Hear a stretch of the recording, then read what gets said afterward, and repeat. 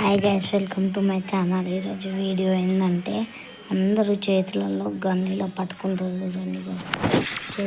Gun పట్టుకుంటారు చూడు.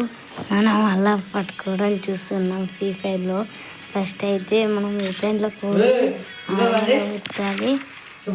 Sniper పోయి ఇప్పుడు నాకు ఇది పట్టుకోబుద్ధి అవుతుంది కాబట్టి ఇది పట్టుకుంటున్నా. ఇది వత్తితే ఇప్పుడు మనం ఇక్కడ ఇది వత్తితే ఇక మనం గన్ను పోతాం.